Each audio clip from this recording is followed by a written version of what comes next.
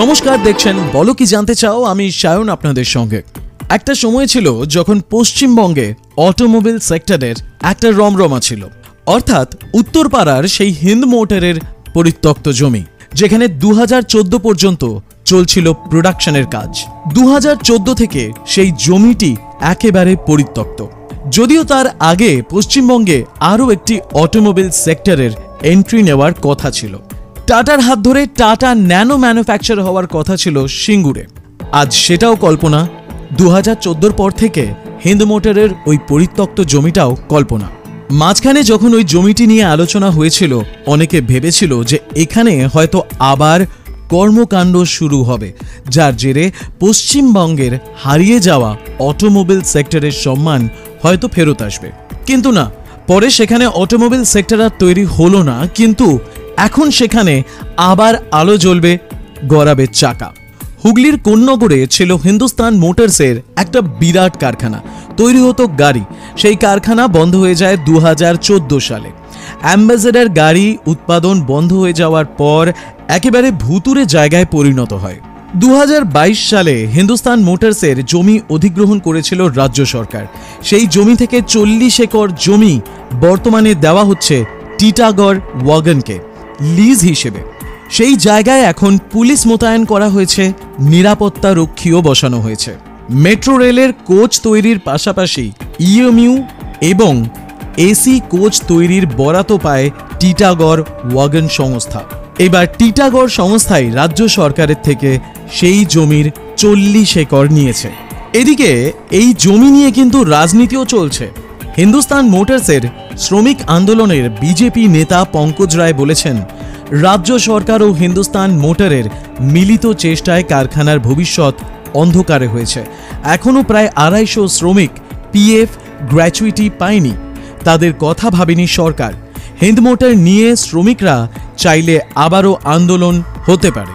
স্থানীয় সিপিএম নেতা আভাস গোস্বামী বলেন, শিল্পের জমিতে শিল্প চাই। যারা পে রোলে আছে তাদের কাজের ক্ষেত্রে অগ্রাধিকার দিতে হবে। না, অটোমোবাইল সেক্টর হলো না বটে, কিন্তু গাড়ি সংক্রান্ত কিছুই চলছে ওই জমিতে। টিটাগড় যে মাপের অর্ডার পেয়েছে, সেই মাপের অর্ডারে তারা এখন এসি ইএমইউ, এসি কোচ এবং একই সাথে বন্দে ভারত ট্রেন এবং মেট্রো রেল তৈরি করবে। পুনে মেট্রো, মুম্বাই মেট্রো এবং ব্যাঙ্গালোর মেট্রোর থেকে বেশ কিছু অর্ডার পেয়েছে টিটাগড় সংস্থা।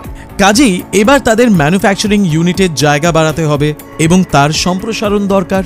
তাই পরিত্যক্ত জমিতে কিন্তু আবার আলো জ্বলবে, আবার কাজ শুরু হবে। টিটাগড়ের উত্তরপাড়ায় 34 একর জায়গার ওপর প্লান্ট আগে থেকেই রয়েছে। এবার নতুন করে সম্প্রসারণের সুযোগ পেয়েছে তারা। গত 12 জুলাই দুপক্ষের মধ্যে এই জমি ইজারা সংক্রান্ত বিষয়ে সমঝোতা হয়েছে। সব মিলিয়ে এই জমির জন্য ইজারা মূল্য পড়েছে 126.63 কোটি টাকা। পশ্চিমবঙ্গ সরকারের থেকে তারা 40 একর জমি লিজ নিয়েছে 99 বছরের জন্য। সংস্থার পক্ষ থেকে বলা হয়েছে, অতিরিক্ত যে জমি সেটা অতিরিক্ত উৎপাদনের ক্ষেত্রে ব্যবহার করা হবে। মূলত মেট্রো কোচ ও বন্দে ভারত উৎপাদনের ক্ষেত্রে এই জমি কাজে লাগবে।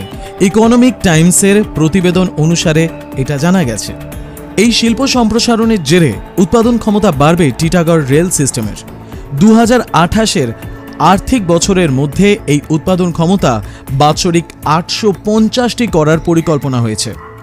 বাৎসরিক 300টির জায়গায় এবার 850টি রেক আগামী দিনে তৈরি করবে এই সংস্থা। ন্যাচারালি আরও বেশি শ্রমিক এবং একই সাথে আরও বেশি ইঞ্জিনিয়ার কিন্তু এখানে রিক্রুট হবে। এই গোটা বিষয়টি নিয়ে আপনার মতামত আপনি কমেন্টে লিখে জানাতে পারেন।